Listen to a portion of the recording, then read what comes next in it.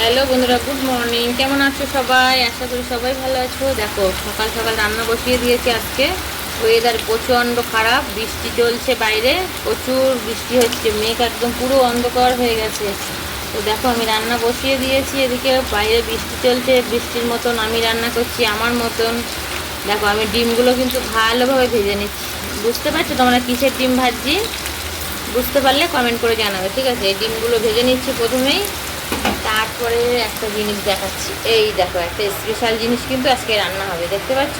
তোমরা হয়তো অনেকেও খাও না, অনেকে খাও আমি জানি না, কিন্তু আমার বাবাই কিন্তু প্রচণ্ড ভালো খায় আর আমিও ভালো খাই। মাংসর থেকে এই খাবারটা বেশির জন্য আমার বেশি ভালো লাগে।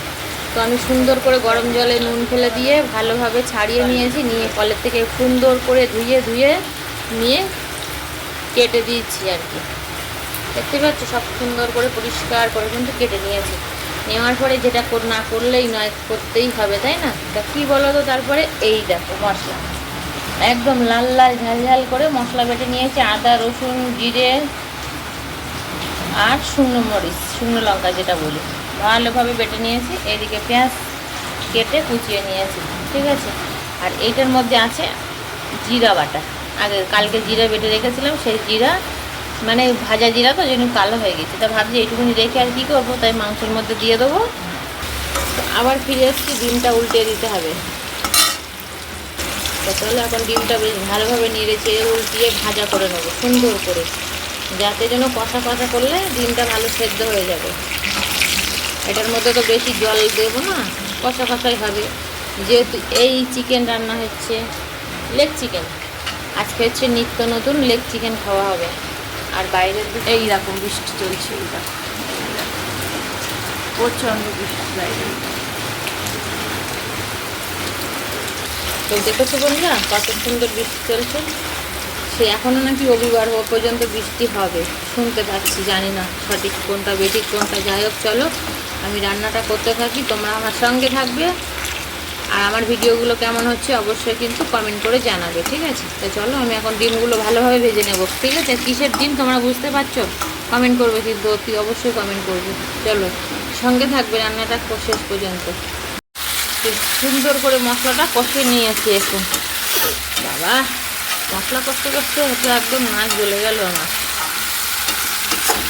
তো মশলাটা সুন্দর করে কষা কমপ্লিট হয়ে গেছে, একদম লালে লালে ঝোলে ঝোলে কমপ্লিট। লালে লালেশ্বরী, চোখের চশমা পরি। এইবার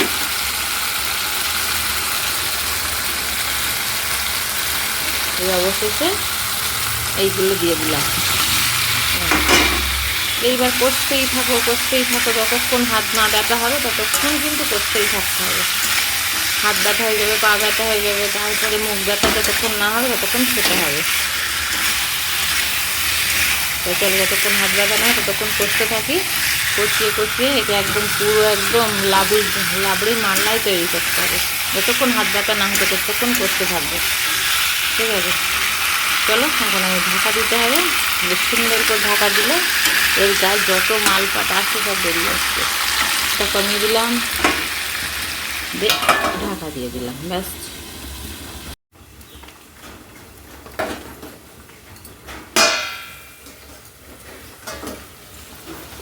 খুলে যাচ্ছে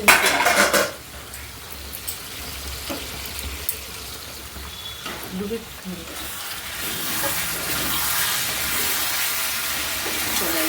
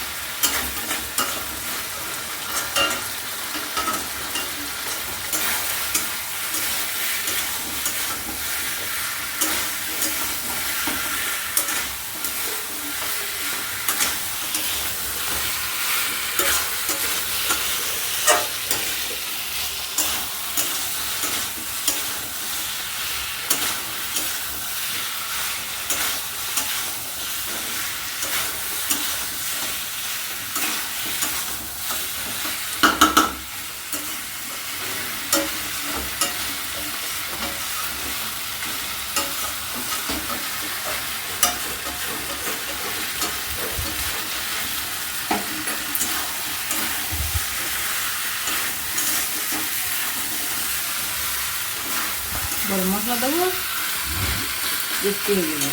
তো বন্ধুরা, আমার রান্নাটা কেমন হয়েছে অবশ্যই কিন্তু কমেন্ট করে জানাবে, ঠিক আছে? তো চলো আজকের মতো এখানেই আন করছি, টাটা।